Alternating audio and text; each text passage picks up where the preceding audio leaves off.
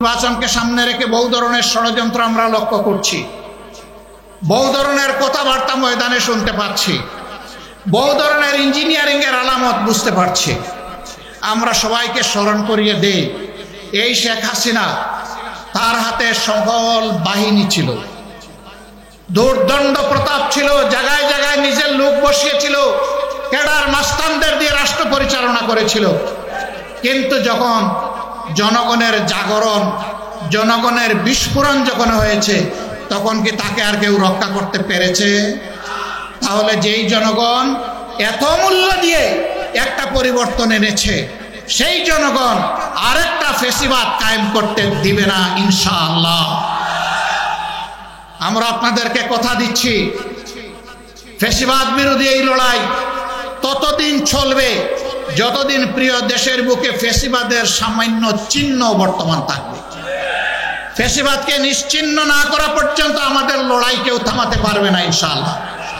আর আমরা বিশ্বাস করি এই সকল কিছু নির্ভুল পূর্ণাঙ্গ একমাত্র সমাধান হচ্ছে আল্লাহর কুরআন এবং নবী মুহাম্মদুর রাসূলুল্লাহ সাল্লাল্লাহু আলাইহি সাল্লামের শাসন। এর বাইরে মুক্তির, শান্তির, ইজ্জতের, নিরাপত্তার কোনো রাস্তা নেই। রাস্তা একটাই, সেই রাস্তায় আজকে সমস্ত দেশপ্রেমিক এবং ইসলামী দল এক স্রোতে মিলিত হচ্ছে। আপনারা দোয়া করুন এই স্রোতের প্লাবন সমাজের সমস্ত আবর্জনাকে যেন ভাসিয়ে নিয়ে যায়, কিছুই যেন না থাকে। থাকবে শুধু এই দেশের সৎ এবং সত্যপন্থী লোকেরা। সে যে ধর্মের লোক হোক, যে দলের লোক হোক, কোনো আপত্তি নাই। এখানে কোনো দুষ্কৃতিকারীকে আর প্রশ্রয় দেওয়া হবে না ইনশাআল্লাহ।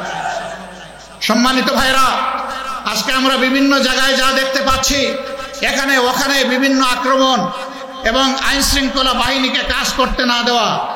আমরা আইন শৃঙ্খলা বাহিনীকে বলি, অতীতে যারা অপরাধ করেছে তাদের ব্যাপার রাষ্ট্র দেখবে।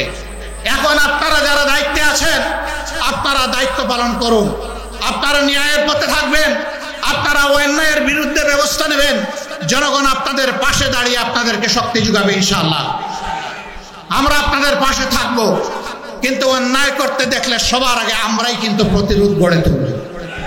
অতএব অন্যায়কারীদের পক্ষ নেবেন না, ফ্যাসিস্ট কারো পক্ষ নেবেন না, জনগণের পক্ষে থাকবেন, কারণ জনগণ আপনাদেরকে রাষ্ট্রের এই দায়িত্ব দিয়েছে। অতএব জনগণের বিরুদ্ধে যারা যায় তাদের কি পরিণতি হয়েছে সেদিকে একটু তাকালেই চলবে। আমরা চাই না বারবার এই দেশে একই পরিণতি যেন আরো কিছু মানুষকে ভোগ করতে হয়, বরঞ্চ আমরা চাই প্রিয় দেশে সকল শ্রেণী পেশার মানুষ একত্রিত হয়ে আমরা দেশটাকে সামনের দিকে এগিয়ে নেব ইনশাআল্লাহ। সে দেশটা কেমন হবে? সেই দেশের যুবকরা বেকারত্বের অভিশাপে ইনশাআল্লাহ ভুগবে না। আমরা তাদেরকে নৈতিক এবং বাস্তবিক এমন শিক্ষা তাদের হাতে তুলে দিতে চাই যে শিক্ষা শেষ, সাথে সাথে তার হাতে আসবে একটি কাজ। তিনি উদ্যোক্তা হতে পারেন, আবার কোনো জায়গায় চাকরিও করা লাগতে পারে। যার জন্য যেটা প্রযোজ্য তার হাতে ইনশাআল্লাহ এটা পৌঁছে যাবে। জিজ্ঞাসা করবেন এমন দেশ বাংলাদেশে আসমানের জমিনে আছে কিনা? এমন দেশ একটা দুইটা নয়, শত দেশ এইরকম আছে। তারা সার্টিফিকেট দেখে না, তারা ছাত্রদের ক্রেডেনশিয়াল নিয়ে যায়, ওখান থেকেই দিয়ে দেয়। আমাদের দেশেও তাই হবে। মা বোনদের কি হবে? 1.5 মণ ওজনের থালা কি সকল দরজায় ঝুলবে যে তারা বের হতে পারবে না? নৌ, তাদেরও যাদের প্রয়োজন আছে, যোগ্যতা আছে, প্রয়োজন এবং যোগ্যতা অনুযায়ী এই সমাজের উন্নয়নে সমান তালে তারাও ভূমিকা রাখবে ইনশাআল্লাহ। সেদিন দুইটা জিনিস বাড়তি পাবে, একটি তাদের মর্যাদা, আরেকটি তাদের নিরাপত্তা। এখন মর্যাদাও নাই, নিরাপত্তাও নাই, দুইটা তাদের হাতে তুলে দেওয়া হবে ইনশাআল্লাহ। আমরা যারা দুর্নীতিবাজ, এরা আবার আমাদেরকে একটু ভয় পায়, কয় বাবা এরা আসলে আমরা বাঁচবো কেমন? যেভাবে রাষ্ট্রের সাধারণ জনগণ বাঁচবেন সম্মানের সাথে, ঠিক একইভাবে আপনারাও বাঁচবেন সম্মানের। আপনি যা পাবেন তাই দিয়ে ইনশাআল্লাহ সম্মানের সাথে আপনার সংসার চলবে। এখন দুর্নীতি করতে গিয়ে এমন ভাবে করেন যে শেষ পর্যন্ত কলা পাতায় ঘুমাইতে হয়, এটার দরকার পড়বে না ইনশাআল্লাহ। একজন বিচারপতি কলা পাতায় ঘুমাইছে না, ওটার প্রয়োজন হবে না। সম্মানিত ভাইয়েরা, এই জন্য একটা বৈষম্যহীন, দুর্নীতিমুক্ত এবং আগামীর একটা মানবিক বাংলাদেশ গঠন করা হচ্ছে জামাত ইসলামের অঙ্গীকার।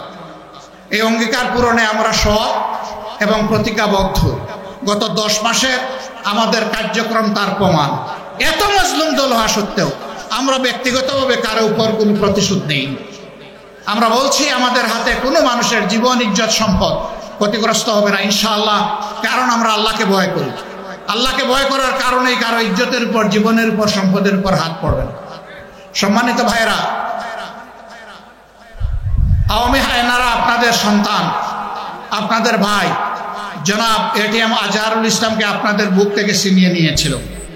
মহান আল্লাহর অশেষ মেহেরবানি, তিনি মুক্তি পেয়ে সম্মানের সাথে, ইজ্জতের সাথে, আইনি লড়াইয়ের মাধ্যমে, দুনিয়ার কোনো মানুষের দয়ায় নয়, কৃপায় নয়, আল্লাহর দয়ায় তিনি মুক্ত হয়ে এসেছেন।